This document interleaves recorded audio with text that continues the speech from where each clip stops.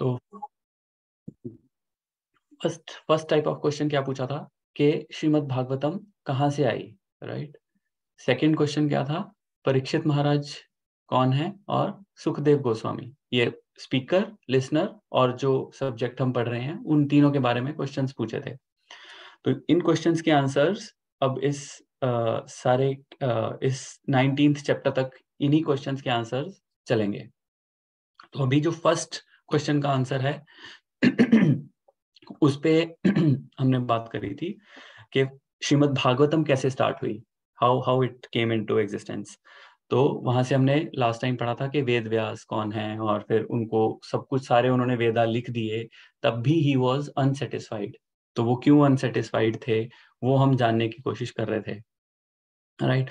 तो he was very despondent, very alone, lonely feel कर रहे थे, and he was not happy even after writing so many Vedas. तो at that point of time who came, his spiritual master Narad Muni came. तो जब नारद मुनि आए तो उन्होंने उनको बड़ी रिस्पेक्टफुली उनको बिठाया, उनका वेलकम किया, and then at that point chapter 4 stopped. So today will start with chapter 5 shloka 1। नारायणं नमस्कृत्य नरं चैव नरोत्तमं देवीं सरस्वतीं व्यासं ततो जयमुदीरयेत्। नष्टप्रायेषु भद्रेषु नित्यं भागवत सेवया। भक्ति उत्तम श्लोके भक्तिर्भक्ति नैष्ठकी। कृष्णाय वासुदेवाय देवकी नंदनाय च नंदगोपकुमाराय गोविन्दाय नमो नमः। ओम नमो भगवते वासुदेवाय। नमो भगवते वासुदेवाय। ओम नमो भगवते वासुदेवाय। ओम नमो भगवते वासुदेवाय। ओम नमो भगवते वासुदेवाय।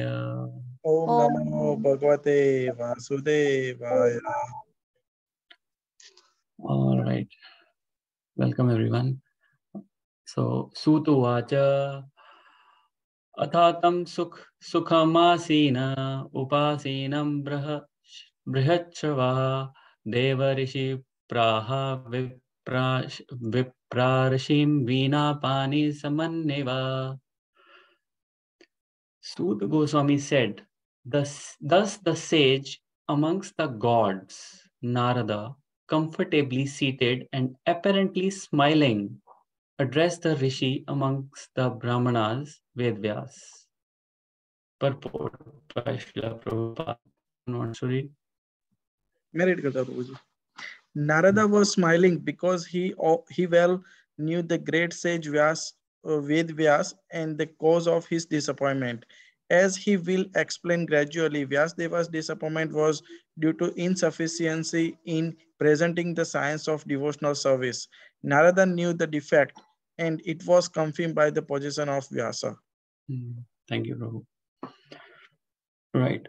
तो इसमें क्या पॉइंट निकल रहा है कि एक तो कंफर्टेबली सीटेड रहा, कहा था इसका, या आसनम सुखम आसीना, कंफर्टेबली उनको बिठाया, राइट। और उनसे हमने लास्ट उसमें भी देखा था, चैप्टर जब फिनिश हुआ है, कि and the auspicious arrival of Shri Narada, Shri Vasudev got up respectfully and worshipped him, giving him veneration equal to given to Brahma ji the creator, right. So यहाँ से एक सदाचार का पॉइंट निकल के आ रहा है, right. When one says comes to another sage house, what are the etiquettes, what are the Vaishnav etiquettes which we should follow, ठीक है। और क्या हमें क्या सदाचार करना चाहिए when some exalted devotee comes, or even if not exalted, how we should deal basically for us. If you ask what's in it for me, right, how we should deal with other devotees, that Vaishnav etiquettes and the sadachar. So there are three things basically: Siddhant, sadhana and sadachar. सिद्धांत is philosophy, तत्व ज्ञान, जो हम ये पढ़ के कर रहे हैं, भगवत गीता पढ़ रहे हैं और बुक्स पढ़ते हैं, हियरिंग कर रहे हैं, right. So that is the siddhant, that is the tattva. We all like hearing to the lectures and coming to the Bhagavatam classes, to Bhagavad Gita classes and all that stuff. So that part is covered. But now comes the second part, which is sadhana. Sadhana also we are doing. Everyone is chanting in the morning. Zoom chat में आते हैं और उसके बाद हम अपना WhatsApp में chatting में वो लिखते भी हैं. And we ask how प्रभु आपकी साधना कैसी चल रही है, अच्छी चल रही है. That till that part also it's fine. We ask आपकी hearing कैसी चल रही है, आपकी साधना कैसी चल रही है. Everything is okay. But now comes the sadachar part, which is a very tricky part, right? No one dares to poke into that directory in that territory, right? के प्रभु कभी बोला है प्रभु आप थोड़ा मुंह संभाल के बात करें ना, कैसे बात कर रहे हो, कभी बोला? No one says that, right? हम बाकी सब चीजें बोलेंगे पर ऐसे कभी नहीं बोलेंगे प्रभु आपको बोलने की तो तमीज नहीं है. Never say that, right? So बाकी चीजें you can do with the association, right? Because someone can pull you up. Okay, आपके 6 rounds नहीं हो रहे हैं, right? आप ये नहीं कर रहे हो, आप lecture नहीं सुन रहे हो, आप ये वाला lecture सुनो, वो करो. But no one will tell you how to behave. So that onus of behaving well, that sadachar lies on you, right? So and how you can learn that from other person by looking at them. Because अगर हमें कोई देखेगा, ठीक है, बोलेंगे यार ये तो बड़े भक्त बने हुए हैं, कृष्णा कॉन्शियसनेस, इसको बोलने की तो तमीज नहीं है ना? तो पीपल ऑब्जर्व, पीपल जज. यू कैन, जैसे ब्रिजेश प्रभु बोलते हैं, you can preach for 1 hour, but 23 hours you can preach by your sadachar. By speaking you can preach for 1 hour, but all other time you preach with your behavior, how you behave. Okay, so that sadachar is very very important. The next point is saying is Narada, right? So अब नारद मुनि यहाँ पे का kind of entrance हुई है, last verse में हो गई थी, but I'll still say Narada. Da means to deliver, to give, and nar is human beings. So Narada is nothing who can deliver the human beings, right? Deliver means who can take the human beings, Nara, out of this cycle of birth and death. So that is Narada, right? Just say Yashoda. Yashoda is Yash is fame. Da means give. So she gives fame, Narada, right? So that is why he is sage amongst the gods. So महर्षि नारद बोलते हैं इनको, right? तो देवों के देव, महर्षि देव, महर्षि Narad, right? So he is the sages of the demigods, of the gods, right? And the next point which is coming is apparently smiling. अब वो smile क्यों कर रहे थे, ठीक है, उनको, और वो आए हैं पहले तो, ठीक है ना? जब उनका शिष्य, उनका डिसाइपल इज इन डिस्ट्रेस, तो जो परमात्मा within their heart they tell them to come and relieve their disciple from the distress. That is why guru is so important, right? अगर आपके पास गुरु नहीं होगा, so no one can take you out from the distress. So Narada himself came to take care of his disciple who was in distress, who was dissatisfied, right? So and now he's smiling. He's smiling. अब अगर हम भगवत गीता में जाएं, तो भगवत गीता में Krishna was also just smiling. In the entire first chapter, he did not utter a word. He was just listening and smiling to Arjuna. Arjuna उसमें बोल रहा था, बड़े बड़ा उसमें वर्ण शंकरा का और ये सब इतने सब ज्ञान बांट रहा था, right? But in the second chapter when Arjuna surrenders and he said, I am totally bewildered now. Gandiva उनके हाथ से छूट गया, and then he took shelter and then he said, अब हम फ्रेंड्स नहीं रहे हैं, now you take the position of a guru and I take the position of a disciple. Now please instruct me. He said, please instruct me. He did not say, please advise me or suggest me. He said, please instruct me what to do. Then Lord Krishna took the position of a guru and then he started instructing. And then he started speaking. Right, and then he chastised him, right? He said, you are important, तुम अपने आप को वो समझते हो, बहुत intelligent समझ रहे हो तुम, हाँ? You are the fool number one. He said that in Bhagavad Gita, right? So same way Narad also in the coming verses you will see, he said, now he's smiling, now he's saying you have done everything good and all, but later on he will say you have created havoc by creating these Vedas without mentioning Lord Krishna. He will chastise him. Right. So this is the duty of a spiritual master. of, okay, once you surrender, but that mercy will flow, that chastisement is nothing but a mercy, and that will flow once you surrender, once you guhyam makhyati prachati, once you reveal your heart to someone, only then someone can help you, right? Before that one cannot, right? Before that one can only smile. जैसे Krishna smile कर रहे थे, right? Krishna क्यों smile कर रहे थे? क्यों? वो बोल रहे हैं यार, द्रोण बैठे हैं, भीष्म पितामह बैठे हैं, उनसे जाके पूछो, इतने तुम्हारे वो बुजुर्ग बैठे हैं वहां पे, तो who am I to tell, right? I'm just a friend.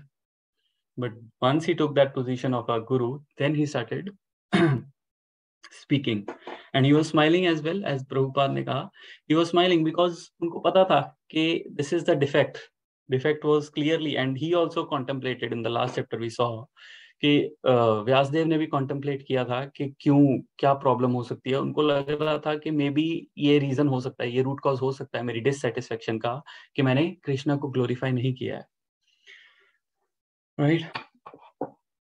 So, any comments, questions on this?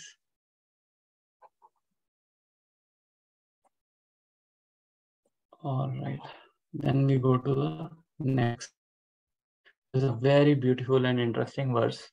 We'll spend some time on this. Narad Vacha Parasharya Mahabhaga Bhavata Kaschid Atmana Pratishyati Sharira Atma Manasa Evava. Addressing Vyasdev, the son of Parashara, Narad inquired, "Are you satisfied by identifying with the body or the mind as the objects of self-realization?" Anyone wants to read the purport?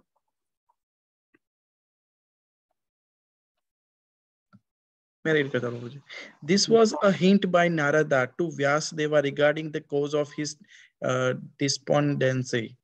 Vyasdeva, as the descendant of Parasara, a greatly powerful sage, had the privilege of having a great parentage which should not have been have given Vyasdeva cause of despondency. Being a great son of the great father, he should not have identified the self with the body or the mind. Ordinary men with a poor fund of knowledge can identify the body as self or the mind as self, but Vyasdeva should not have done so. One cannot be cheerful by nature unless one is factually excited in self-realization, which is transcendental to the material body and mind. Thank you, Prabhu. Right. So, अब वो क्या बोल रहे हैं? He's addressing himself as a son of Parashara, right? Same way, I'll go back to Bhagavad Gita, जिसमें कृष्ण भगवान क्या बोल रहे हैं उसको? कौन्तेय, right? Partha, which means he is now telling his lineage, कि यार, look at your lineage. I mean, you are a son of great Parashar Muni, right? You are a son of Pandu and Pandu Putra. You are a son of Kunti, and how you are behaving? This in this case, how you are behaving, like why you are so dissatisfied, right? This should not, this is not suiting your personality, your lineage, right? तो इतनी great parentage होने के बाद तुम ऐसे behave कर रहे हो, this is not suiting you. Then he is asking a question, are you satisfied? He knows he is not satisfied, but still he is asking sarcastically, are you satisfied by identifying with the body or identifying with the mind? अब दो तरह की identification है, identification with the body and identification with the mind, right? Identification with the body क्या है? कि I am the body, I am not the soul, whereas we have learned in Bhagavad Gita that I am not the body, I am the soul. But what we tend to do is we keep on saying that we are the body. हम bodily conception से इतने ज़्यादा प्रभावित हैं कि हम we cannot give up that mentality. हम अपने बॉडी से ही आइडेंटिफाई करते हैं अपने आप को, अपनी नेशनैलिटी से, अपनी बॉडी से, राइट? हमने कई बार ये पॉइंट देखा है, राइट? कि अपनी जिम जाएंगे, अपनी बॉडी को बना के रखेंगे, मतलब वो बॉडी पे ज्यादा वर्क करेंगे as compare to soul, right? Now next type of identification is the identification with the mind. तो माइंड से आइडेंटिफिकेशन कैसी होगी? कि जैसे ही मेरा माइंड मुझे कुछ भी डिजायर देगा, I will start acting upon it, right? So mind is such a difficult thing to overcome, to control, कि हम बोलते हैं ना, जो मेरा मन कहेगा मैं वो करूंगा, मैं अपने मन का मालिक हूँ, जो मेरा मन आएगा मैं वो करूंगा, ठीक है ना? We think that we are the controller over the मन, but just look at this sentence, right? मैं अपने मन का मालिक हूँ, जो मेरा मन आएगा मैं वो करूंगा। अब इस सेंटेंस में मन की जगह अपना हस्बैंड या अपने वाइफ को डाल दो। मैं अपनी वाइफ का मालिक हूँ, मेरी वाइफ जो कहेगी मैं वो करूंगा। अरे भाई, तो फिर तुम मालिक कैसे हुए? तुम वाइफ के मालिक, और नेक्स्ट सेंटेंस में तुम बोल रहे हो कि जो मेरी वाइफ कहेगी मैं वो करूंगा, या जो मेरा हस्बैंड कहेगा मैं वो करूंगा। So this itself is contradictory, which means you are Godas, you are not Goswami, you are not over the mind, but mind is over you. Whatever your mind is saying, you are doing that, right? So that is the nature of the mind. भोग त्याग, भोग त्याग। हम भोग करेंगे। भोग क्या है? कोई भी फोन आया, फॉर एग्जांपल आईफोन 10, 11, 12 जितना भी आया, वो लिया, एक साल बाद त्याग, नहीं पसंद, 14 आ गया, 14 ले लो, फिर एक साल बाद वो त्याग। कोई गाड़ी ली, 2 साल 5 साल रखी, बेच दी, भोग त्याग। Our mind is so much into this cycle of bhog and tyag that we keep entangled and we keep circulating in that cycle, right? तो अब इससे प्रॉब्लम क्या होती है अपने आप को माइंड से आइडेंटिफाई करने की, कि अवर लॉयल्टीज कीप चेंजिंग, ठीक है ना? आज इसके साथ तो कल दूसरे के साथ। क्यों? बिकॉज माइंड कह रहा है कि अच्छा, इससे तो इतना मिलना था, मिल गया, मुझे और चाहिए, ये दिल मांगे मोर। हाँ, तो दूसरे के पास, फिर तीसरे के पास, सेम वे, राइट? यहाँ पे पार्टनर्स कैसे लोग चेंज करते हैं, एक से मन भर गया, दूसरे के पास। so that is why in this material world you cannot trust anyone, because everyone has a identification with the mind and they keep on changing the loyalties. तो इसकी बहुत ही एक ब्यूटीफुल स्टोरी जाएंगे, उससे हम समझेंगे कि how you can how a person who is identified with body and mind behaves with the help of a story, not story, but I mean, yeah, you can say a story with Vishwamitra. हमने सबने नाम सुना होगा विश्वामित्र का। विश्वामित्र और वशिष्ठ मुनि की ये कहानी है। तो विश्वामित्र क्या थे? एक राजा थे। तो वो जाते हैं वशिष्ठ मुनि के आश्रम में, जंगल में उनका आश्रम होता है। बहुत ही सिंपल, जैसा कि आश्रम होते हैं, right? I need not explain, right? Very simple situation में वो वहां जाते हैं, right? He was living very humbly and very simply because he is a sage. Vashishtha Muni is a says, right?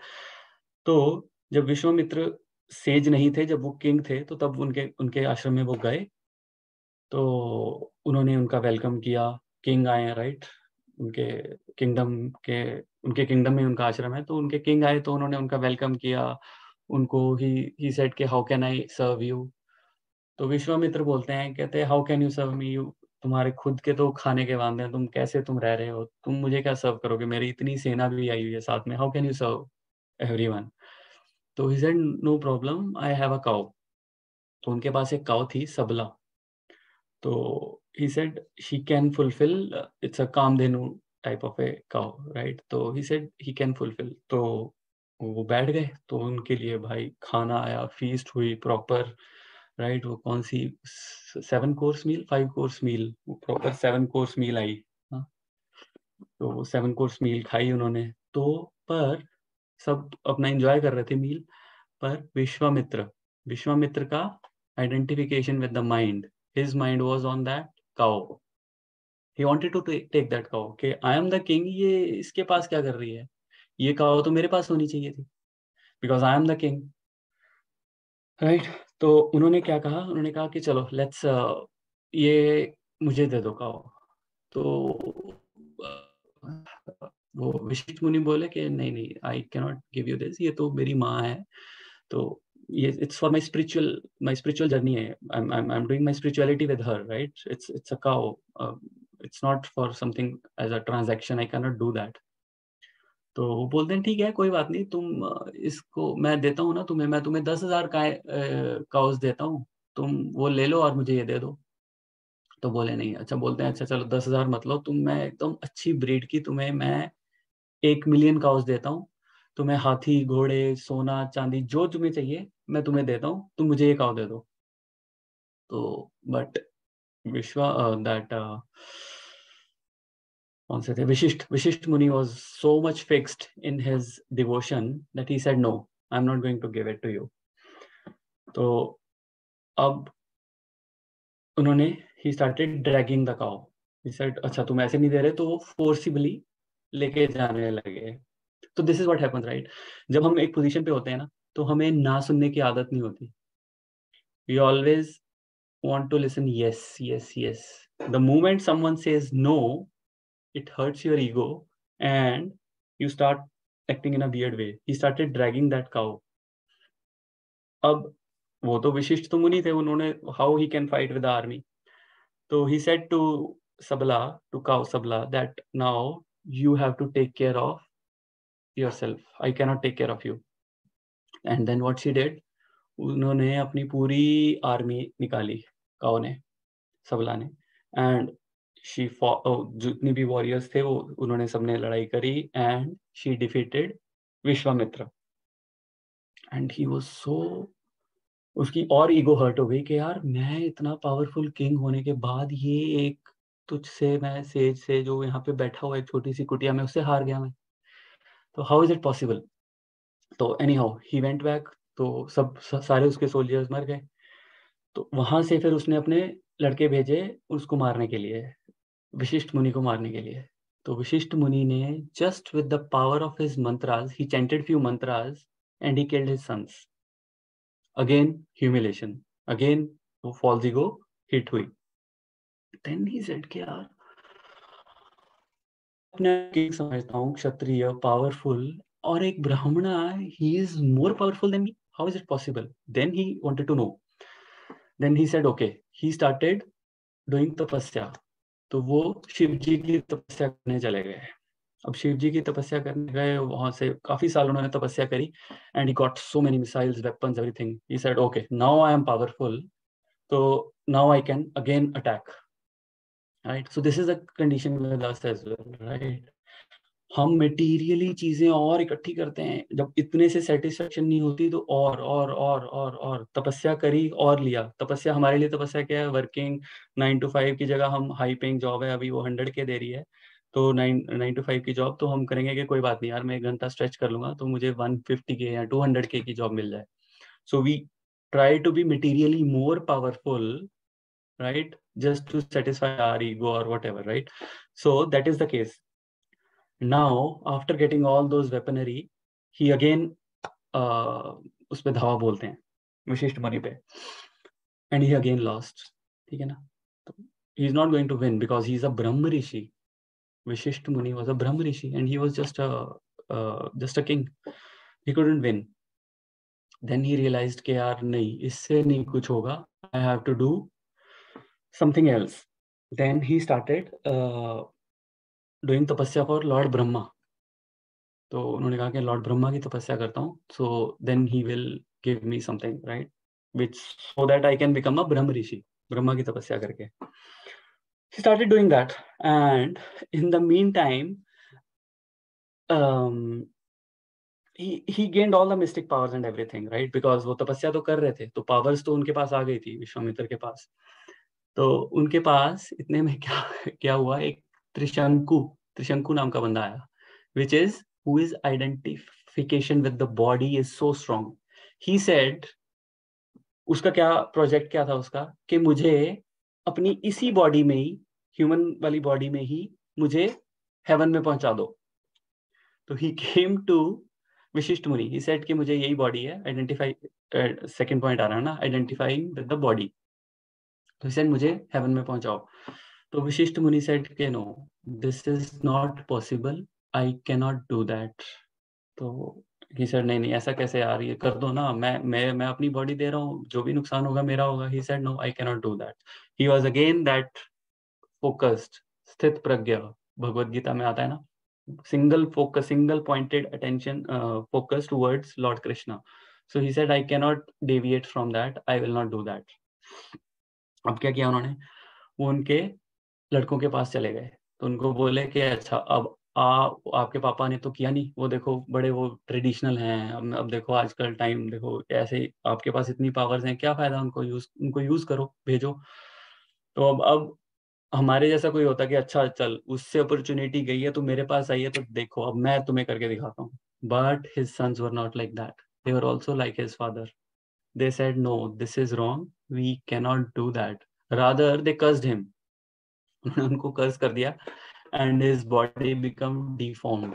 ठीक है, तो but still very strong identification with the body, and he knew कि विश्वामित्र के साथ उनकी लगती है, बिकॉज विश्वामित्र को 2-3 बार हराया उन्होंने। तो he directly went to Vishwamitra. He said कि अच्छा उन्होंने तो किया नहीं, आप करो, देखो आप करोगे आपका कितना नाम होगा। Vishwamitra immediately agreed because of his envy, false ego, pride. He said okay, जो उसने नहीं किया वो मैं करके दिखाऊंगा तुम्हें, राइट। तो द सेम, ये जो identification with the body, identification with the land, ये जो अटैचमेंट है ना, this is very very bad thing. जैसे धृतराष्ट्र, धृतराष्ट्र क्या था? धृत मीन्स जोर से पकड़ना, और राष्ट्र means nation. So he was like that. Even after Yudhishthir Maharaj won, Pandavas won the battle, Dhritarashtra was not ready to leave his kingdom. He said, "No, I am the king." वो अपनी कुर्सी छोड़ने को तैयार नहीं था. So much deep-rooted attachment. Then Vidur came. Vidur came. He used very strong words. उन्होंने उनको बोला तो then he left it. Right. तो ये जो एक फीलिंग आनी ना कि I am not relevant anymore, because Dhritarashtra को वो फीलिंग आ रही थी, because everything was lost, but it was very difficult for him to overcome that, कि I am not relevant to this world and I am not wanted. This feeling is very very bad, right? So we should renunciate, we should start giving up, winding down when we are at the peak, right? We should not wait कि जब तक हम घर का furniture ना बन जाएं, जब तक हमें बच्चे लात मार के ना निकालें, तब तक हम माला नहीं पकड़ें, right? We should start doing that thing in our grihastha ashram so that we can be well prepared when we enter into vanprasth, right? तो अगर आप अपने पेरेंट्स को भी देखोगे ना, the best thing you can do for your parents is that you can make them realize that they are very useful. उनको अपनी यूटिलिटी, अपनी यूजफुलनेस बहुत जरूरी रहती है, and we will not understand at this age because अभी तो हम हैं, right? We are the head of the family and all that stuff, but once we go to that age you will realize that they will keep on doing the stuff just to show कि यार they are giving something, they are useful, they have some they are relevant to us, they are not a piece of furniture in your house. So this is what this bodily identification, this strong attachment does to you, right? But if we start practicing bhakti in the grihastha ashram itself, it will be easy for us to detach in vanprasth. It will be easy for us to take the vanprasth ashram. All right, तो हम rather than कोई हमें forcibly उसको करे, हमें खुद ही त्याग देना चाहिए बेसिकली, राइट? सो जैसे अब अनियन गार्लिक या और हमने चीजें खानी छोड़ी हैं, राइट? तो इससे पहले कि डॉक्टर आके बोले कि भाई तुम्हारा कोलेस्ट्रॉल बढ़ गया है, no meat from now onwards, तो डॉक्टर के बोलने पर भी करोगे 40-45 के बाद, तो बेटर है अभी बोल के करोगे, अभी छोड़ के बोलोगे कि यार कृष्णा हमने तेरे लिए छोड़ा है, राइट? तो वो बोल सकोगे आप, बाद में वो बोल भी नहीं सकोगे कि हमने कृष्णा के लिए छोड़ा कुछ, right? So start detaching. Anyhow, coming back to कहाँ पे था? त्रिशंकु। तो त्रिशंकु फिर उसके बाद गया वो विश्वामित्र के पास, बोला कि ऐसे है कि मुझे इसी बॉडी में तेरे को भेजना वहां पे, so do. He said that's too, I can do that because he has got some powers, right, by doing that tapasya and all. So he called he said सारे सेजेस को बुला लिया उसने, चलो आ जाओ मैं तुम्हें दिखाता हूँ कैसे तुम्हें भेजता हूँ ऊपर। तो उसने बुलाया, उसने फायर सेक्रीफाइस वगैरह स्टार्ट किया। फर्स्ट ही कॉल्ड के सारे डेमीगॉड्स नीचे आ जाएंगे तो फिर मैं उनके साथ आपको भेज दूंगा। He did that, no one came, right? So he felt embarrassed, right? So this is what happens when You do things to show others and you announce publicly कि आज से मैं ये कर दूंगा, right? You have to think twice before announcing something publicly. You may feel embarrassed, you may get embarrassment, right? So think twice before you speak. और false ego में जब तुम, when you are so much identified with your body and mind, you take these kinds of steps which Vishwamitra did, right? In the end, what he faced is embarrassment. So nothing happened. Then he put in entire his effort and then he sent him. He started sending him towards heaven. तो ऊपर पहुंचते हैं, वहां जाके इंद्र बोलता है no I don't want that, वो उसको नीचे भेजता है। यहाँ से अब इसने इतनी ईगो पे ले लिया विश्वामित्र ने, कहता कि नहीं बेटा अब तू नीचे तो नहीं आएगा। त्रिशंकु बोल रहा है कि प्लीज मुझे नीचे उतार लो मुझे नहीं रहना है, ठीक है। सो this is again a lesson, what happens when you identify so much with your body that you end up nowhere. तो वो बोल रहा है नहीं मैं तो तेरे को भेज के रहूंगा, और उसने ईगो पे ले लिया, कहता अब ये तेरा प्रोजेक्ट नहीं रहा, ये मेरा प्रोजेक्ट बन गया है, ठीक है ना। अब सब लोगों को मैंने बुलाया, मैं अपना दिखा रहा हूँ, तो अब तो मैं तेरे को भेज के रहूंगा। वो नीचे से, वो कॉस्मिक पावर से वो नीचे से ऊपर भेज रहा है, वो उधर से ऊपर भेज रहा है, और वो त्रिशंकु क्या हो बीच में लटक गया। अब वो नीचे से ये उसको ऊपर नहीं जाने दे रहा, ऊपर से इंद्र उसको ऊपर नहीं आने दे रहा। अब क्या कर रहा है ये ईगो में आके, ये बोल रहा है कि अच्छा कोई बात नहीं बेटा, मैं तेरे लिए एक और स्वर्ग बना देता हूँ, एक और हेवन बना देता हूँ। इतना ज्यादा वो पैशन में था, इतना ज्यादा उसका वो फॉल्स ईगो थी, with his power he created one more planet and he said कि तू वहां पे रह। उसने वहां पे बिल्कुल वैसी फैसिलिटीज कर दी, सब कुछ कर दिया। तो वो वहां पे again this is what happens with us as well. I mean with all, I've seen other devotees as well, जो इतने लंबे समय से भक्ति कर रहे हैं, कृष्णा कॉन्शियसनेस में हैं, तो वो क्या करते हैं कि उनका जो गोल है ना, उस गोल को ही तोड़ मरोड़ देते हैं कि यार अच्छा चलो यही सक्सेस का, अपनी सक्सेस की डेफिनेशन ही चेंज कर दो कि जो मैंने पा लिया है वही सक्सेस है, ठीक है ना। वो अल्टीमेट गोल ये है, उनको वो they can not go beyond this goal. They said okay this is what this is the goal, right. Any how, तो वहां पे वो प्लेनेट बना दिया। अब वो पैशन में प्लेनेट क्रिएट तो कर दिया, अब उसको मेंटेन कौन करेगा? Then he realized for maintenance is way more difficult than creation and destruction, right. So then he realized that Lord Vishnu is the maintainer, and then he went to Lord Vishnu's shelter, and then he started doing tapasya again, right? तो अब बहुत और भक्ति करी उन्होंने, तो but अंदर Dzire क्या थी? डिजायर थी विशिष्ट मुनि को हराने की। But Vishnu as we know, right, सर्व काम मोक्ष काम, अकाम अकाम सर्व काम मोक्ष काम उदारती तीव्रेण भक्ति योगेन। तो तीव्र भक्ति तुम वो भक्ति करवाते हैं even if you come with a lot of desires.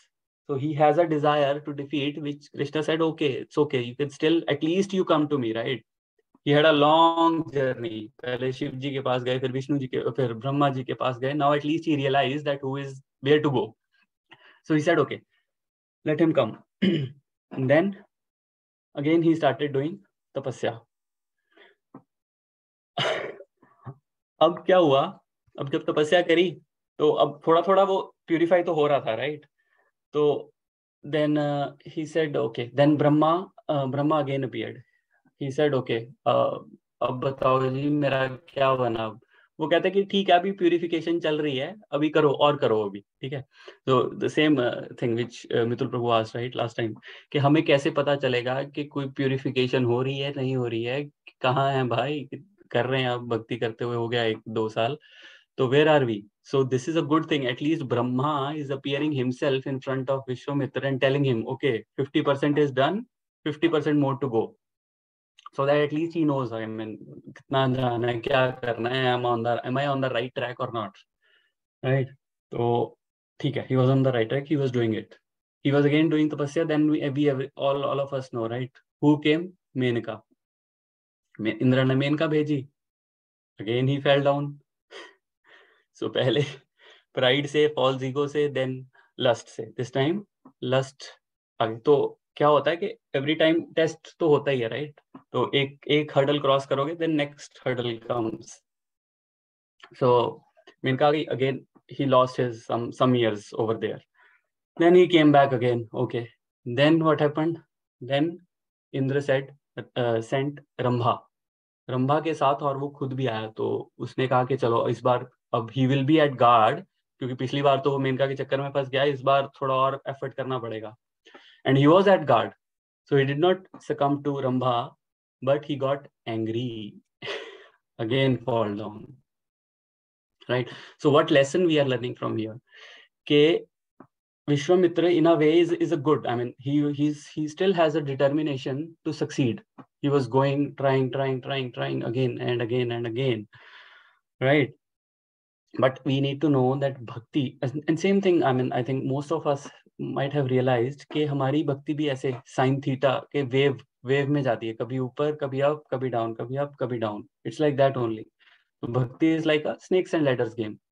कभी क्या होती है कि ऐसे चलते चलते किसी की अच्छी सर्विस कर दी, ब्लेसिंग मिल गई, तो लैडर ऊपर, सीधा ऊपर चढ़ गए। ऊपर चढ़ते चढ़ते आगे गए, आगे जाके कोई मिस्टेक कर दी या कोई वैष्णव अपराध कर दिया या वॉट एवर, सांप ने काटा, अगेन नीचे। So it's like that. It's not easy. So the same thing is happening with him again, right? और इसमें again coming back to this identification with the mind, actually his mind was impure. That is why all these external factors were able to take him down, take him away from the bhakti, right? Rambha आ गई, मेनका आ गई, या वो त्रिशंकु आ गया. These all were the factors because were affecting him. These all factors were affecting him because he was identifying with the mind. उसका focus ही नहीं था इधर, उसको त्रिशंकु को भेज दूं, मेनका के पास चला जाऊं, रंभा के पास चला जाऊं, but he was trying. And but even though उसके पीछे उसका वो क्या था, impetus क्या था, to beat Vishwamitra. Competitive spirit was behind that, which is not very good thing to do, right? When we have that, it is good initially, but after a time it is not going to help. We have seen that in this case, right? We are seeing that. So then what happens is we start blaming external factors the same way he did. He said, oh, I was doing that tapasya in the southern direction, that is why my bhakti is not going well, my tapasya is not going well. So you start blaming others after a point. Then again your mind is playing tricks with you, right? Finally he said that enough of this, now I am going to मैं किसी से कोई बात नहीं करूंगा, मैं खाऊंगा नहीं, पीऊंगा नहीं, कुछ नहीं, और ईस्ट डायरेक्शन में बैठ के I will do everything correctly. And then finally he managed and Brahma appeared and he said that now you are 100% purified. After purifying now, अब वो राज ऋषि से ब्रह्म ऋषि बन गए. ब्रह्मा जी ने बोल दिया now you are Brahma Rishi. Now किसके पास जाएगा वो सबसे पहले ब्रह्म ऋषि बन के? विश्वामित्र के, विशिष्ट मुनि के पास, राइट? बट इस बार जब वो विशिष्ट मुनि के सामने गया, he did him a दंडवत प्रणाम, और उन्होंने उनके लोटस फीट का अभिषेक किया, and he did a दंडवत प्रणाम. So because he was 100% purified, but his journey was like that because he did not directly went to Vishnu, but still he was purified because in the end he took that shelter of Lord Vishnu, and those differences, those false ego, everything got purified, and in the end they hugged each other, right? So that is the story, and that is the lesson, that how we should get rid of this identify oneself with our mind and body. We should give up that mentality, and we should only consider that we are the servant of the Lord. That should be our only consciousness, right? And that is how you can, this is the story, right? So this is how you can overcome it, and these are the lessons which you can learn from this, right? Any questions or comments? I know it was a long story, थोड़ी boring हो गई होगी शायद. नहीं प्रभु जी, अच्छी लगी story. It has a lot of lessons. मैं शायद इतने अच्छे से बता नहीं पाया, बट बहुत सारे इसमें अच्छे लेसन्स थे. मैंने जहाँ से सुना, मैं काफ़ी सुन रहा था इस पे, बॉडी और माइंड पे. तो बट एक लेक्चर मुझे अच्छा लगा, उसी से मैंने बोला I share that lecture with you. Maybe you can again listen that. It is beautiful. तो यानी प्रभु जी इसमें आपने जैसे बोला कि सोल्जर्स भेजे, तो सबसे पहले उसको प्राइड से वो प्राइड हुई. हाँ, प्राइड. उसका प्राइड गया ही नहीं ना. उसका pride is the last snare of maya. प्रभु आप बोलते हैं कि pride is the last snare of Maya.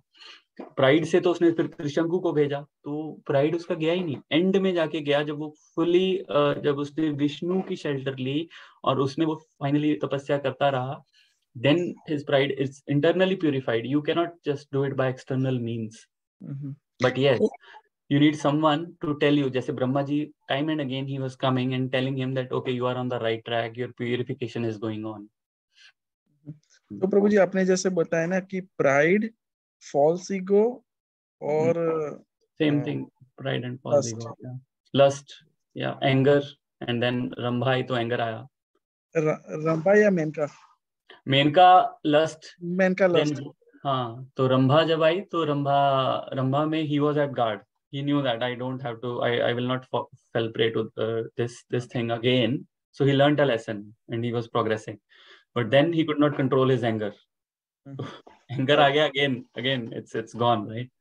So all those things like पगली, pride, anger, greed, lust. greed भी थी उसको, है ना, वो काऊ की greed थी. Greed, lust, envy, all these things, he got rid of them one by one.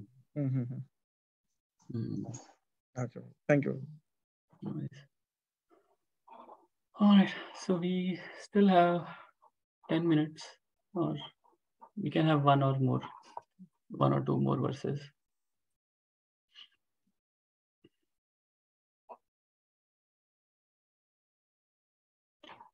ज्ञासितं सुसम्पन्नम् अपि ते महद् अद्भुतं कृत्वान् भारतं यस्त्वं सर्वार्था प्रतिबिम्बितम्.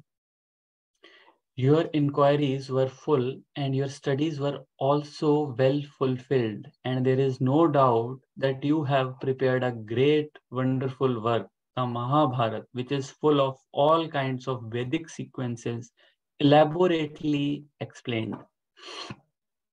Can you not read?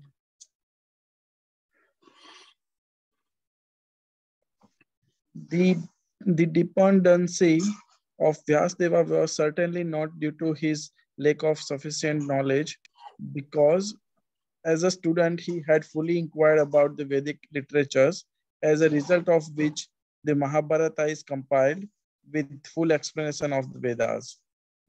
Thank you, Prabhu. Right. So again, Narad Muni is saying that, I mean, you have done everything so perfectly, right? Wonderful work you have done for the humankind, and selfless, as we have already discussed in our previous lectures, that it was selfless service, and how he executed that is also good. But only the what is missing, that is the problem, right? Even he created Mahabharata. He even took care of the society के जो low level लोग थे, right, shudras, women and all, उनके लिए भी उसने महाभारत बनाई for the less intelligent people, so that he can elevate those as well. So he took care of all the people, and so this is what Narad Muni is saying. So there is nothing much to explain here. And या 4 वेदास बनाए उसने. हमने last में सब पढ़ा है ना वो, कि 4 वेदास बनाए उसने, सेग्रीगेट किए, सो दैट हम अपने उस हिसाब से पढ़ सकें उनको. वेदांत सूत्र बनाया उन्होंने, राइट. जिज्ञासितम् अदितं च ब्रह्मा यत्तत् सनातनं, तथापि सोचति आत्मानं अकृतार्थ एवा प्रभो. You have fully delineated the subject of impersonal Brahman as well as the knowledge derived therefrom. Why should you be despondent in spite of all this, thinking that you are undone, my dear Prabhu? You not read? The Vedanta Sutra or Brahma Sutra compiled by Sri Vyasadeva is the full deliberation of the impersonal absolute future, and it is accepted as the most exalted philosophical exposition in the world. It covers the subject of eternity, and the method are scholarly. So there cannot be any doubt about the transcendental scholarship of Vyasadeva. So why should he lament? Right. Again, the same thing is saying, right, that you have done even the Vedanta Sutra and Brahma Sutra. Vedanta Sutra is the gist of all the Vedas. And what he said, he, in those Shastras, what he said is impersonal Brahman feature. उसके बारे में उसने knowledge the. So absolute truth can be defined in three ways. Do you know that? Anyone knows? कौन से तीन तरीकों से absolute truth को जाना जा सकता है? ये वाला प्रभु जी प्रत्यक्ष प्रमाण ना एब्सोल्यूट ट्रुथ लॉर्ड कृष्णा को आप किन तीन उसमें जान सकते हो रियलाइजेशंस में? Brahman realization, exactly, Paramatma realization, correct, and Bhagwan realization. So he is talking about here the Brahman realization, which is the impersonal one. So he explained that too also in great detail. उसने impersonal ब्रह्मन को भी cover कर लिया, उसने परमात्मा को भी cover कर लिया, बट उन्होंने भगवान फीचर पे जो उनकी एक्चुअल ग्लोरिफिकेशंस करनी थी, that is left, right? That is why he was so dissatisfied. So this impersonal brahman की knowledge भी उसमें just he is telling that impersonal brahman, the brahm jyoti जो आ रही है, that is coming from the source itself, which is none other than Krishna. So that's that. I think we should stop here. If we have any questions or doubts, we can discuss. Otherwise, we'll... जी, ये जो व्यास देव ने सारे वेदास लिखे थे, सो उन्होंने किसी से inspiration लेके लिखे थे या खुद से ही, ऐसा कोई idea? Vyasdev is the Lord's reincarnation. Actually, to answer this question, we'll have to go back to his birth. अब उनका बर्थ कैसे हुआ था? पराशर मुनि और सत्यवती का उस टाइम पे नाम क्या था? मत्स्यगंधा, राइट? तो हाँ, तो दैट इज अगेन महाभारत में वो स्टोरी है कि how Matsyagandha was born. He has a smell, she has a smell of matsya, fish like smell. तो जब पराशर मुनि was traveling, right? तो उस टाइम पे he had that what do you call Akashvani or something, that he knew that okay, this is the right time for, this is a very auspicious time according to astrology, that someone के अवतार आना चाहिए, कृष्ण भगवान का अवतार should appear at this time. So he found Matsyagandha and he requested her to be her partner, and she agreed, and that's how Vyasadeva was born. I'm not going in detail, right? So he was none other than the literary incarnation of Lord Krishna, right? And as we know, Vedas, जैसे हमने last time में पढ़ा था, 2-3 lectures हम सुन रहे हैं कि Vedas are nothing but the manuals to get out of this jail, right? So Krishna, he was so merciful. Out of his causeless mercy, he himself also comes in various avatars, and he gives the manual as well for us to read and come out of it. And this is one thing. This is about the Vyasdev, right?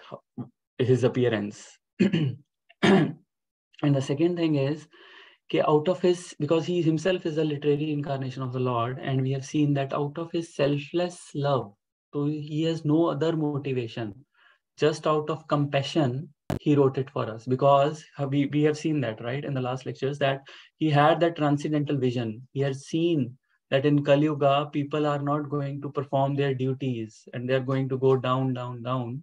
So for them I should write something, right, out of just his causeless mercy, selfless service. Right. Thank you, Prabhuji. Nice. All right, if there are no more questions, then I think we can wrap it.